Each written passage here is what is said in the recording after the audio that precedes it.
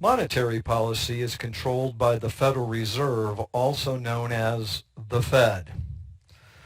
Now, one of the policy tools that the Federal Reserve had was called the discount rate, which is the rate that the Fed charged member banks for borrowing money.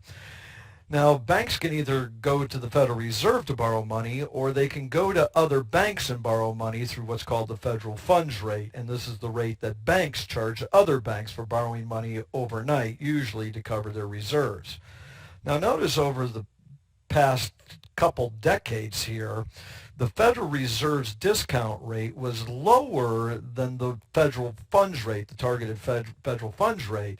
And the Fed wants to become the lender of last resort. And with the discount rate being lower than what banks can borrow from other banks at, the Federal Reserve didn't become the lender of last resort. And so the Federal Reserve in October of 2003 eliminated the discount rate as a tool of monetary policy and created what was called the primary credit rate.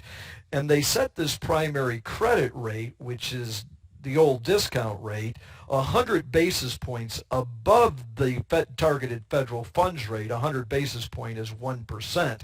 And the reason they did this is so that banks would go to other banks and borrow money through the federal funds rate rather than coming to the Fed and borrowing at a higher rate. And so the new tool of the discount window isn't the discount rate, but it's called the primary credit rate. And during emergency situations when financial markets begin to collapse, the Federal Reserve can still use this as a tool of monetary policy. If the economy is overheated and the Federal Reserve wants to slow this economy down, what it could do is raise the primary credit rate.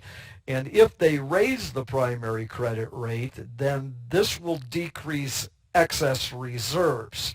In other words, banks will begin to reduce their lending because they won't want to go through this discount window at a higher primary credit rate. If they do this, then the money supply will decrease. And as the money supply decreases, this drives up the nominal interest rates. Now, borrowing for investment and consumption isn't based upon the nominal interest rate, but rather on the real interest rate. So we'll look at the Fisher equation here.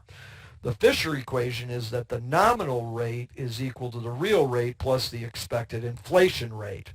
As the Federal Reserve tries to push up those nominal interest rates, this then will hopefully begin to slow the economy down and bring the expected inflation rate down.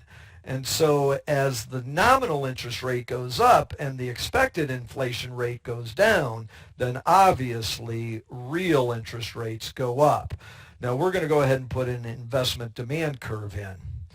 As the Federal Reserve tries to push up those nominal interest rates by raising the primary credit rate, this then increases the real rate, which then decreases the quantity of investment.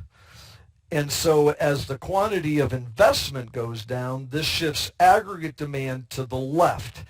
And as aggregate demand shifts to the left, this will reduce the real GDP in the economy.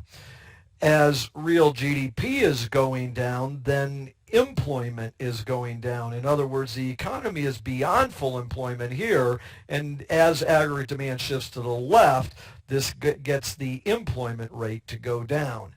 As employment is going down, then unemployment is going up. In other words, here we're beyond full employment, and as aggregate demand shifts, it brings us closer to the natural rate, which is lower than this rate beyond full employment. So as aggregate demand shifts to the left, unemployment goes up.